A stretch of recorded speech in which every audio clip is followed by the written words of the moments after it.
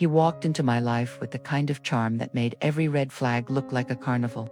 The kind of man who knew how to say the right things, touch the right places, and build just enough mystery to keep you leaning in for more. I was hypnotized, and when he proposed only 6 months into our whirlwind romance, I said yes, because I thought I knew him, but I didn't. My name is Natalie, and this is the story of how I married a stranger, uncovered a web of deceit that nearly ruined me, and walked away with something far more powerful than revenge, the truth. It all started in a bookstore. Cliché, I know, but I wasn't even looking for anything that day. Not a book, not a man, just a moment of quiet. But that's when I saw him, James, standing by the philosophy section, flipping through a copy of The Art of War.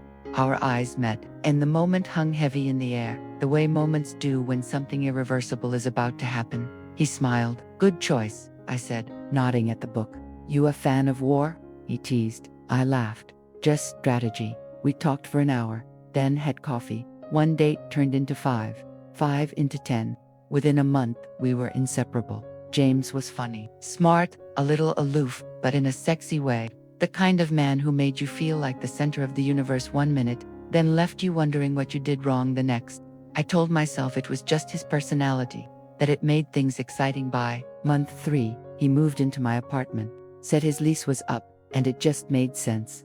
I hesitated, but love makes excuses, and I was deep in love, or what I thought was love. He proposed 2 months later, no fancy dinner, no ring in a champagne glass. Just him, in the kitchen, holding a simple gold band and saying, let's do this for real. I said yes, because I thought I was lucky. But then came the changes. The job he once talked about in vague terms suddenly became complicated. He was always between projects. Money became tight. His moods shifted. Sometimes he was warm, affectionate. Other times, distant, irritated by everything. He never raised his hand, but his silence hit harder than a slap. My friends noticed. You okay? They'd ask. Just tired. I'd lie. My best friend Lila didn't buy it.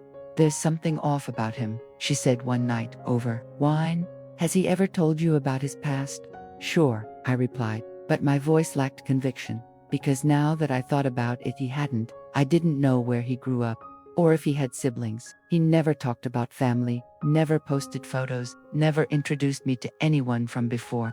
Still, I married him. The wedding was small, just a few friends, no family. He said his parents were estranged. I didn't press. I didn't want to break the illusion, but illusions break on their own. It started with the phone call. I answered his phone by accident. He'd left it charging in the kitchen. The screen lit up with a name I didn't recognize, Evelyn. Before I could decline it, a message popped up.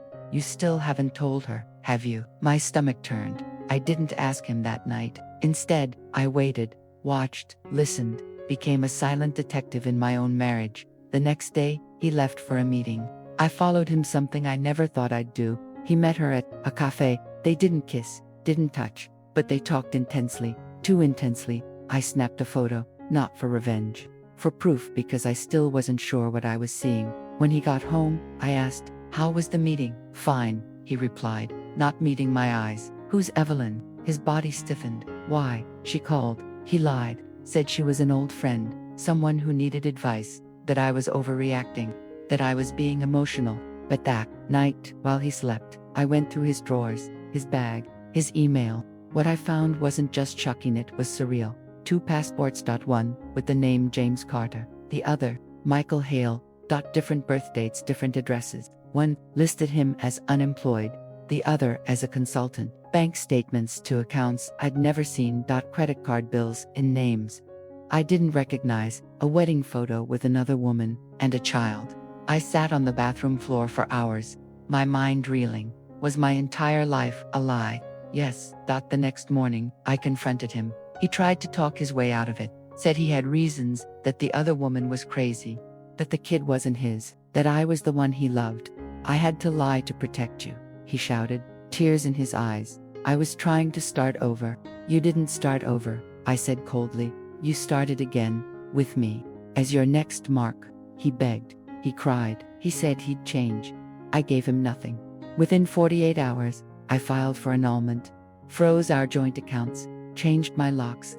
He showed up drunk a few nights later, pounding on my door, screaming about how I'd ruined everything. I called the police. That was the last time I saw him. But that wasn't the end of the story. The real end came later.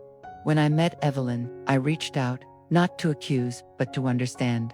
She told me everything, how they met at a conference, how he wooed her, married her, then drained her savings, how he left without warning one day, leaving behind a 6-month-old child and a mountain of debt. He was a con artist, a professional one, and I had been his latest project. I asked why she hadn't come forward. I tried, she said, but no one believed me. You looked so happy. I didn't want to be the bitter ex, but I wasn't bitter. I was broken but rebuilding. I changed my number, got a new job, started therapy. I stopped blaming myself. Because the truth is, you can do everything right to be kind, loyal, loving, and still end up in someone else's game. The difference is what you do next. I told my story, not for pity, but so the next woman might see the signs I ignored. And one day, months later, I got a letter in the mail, no return address. Inside was a photo of James or Michael being led away in handcuffs. Someone had finally caught up with him. There was no note, just one line, written in red ink. You're not the only one who's done waiting. I smiled. For the first time in a long time, I felt safe. Not because justice had been served, but because I had saved myself.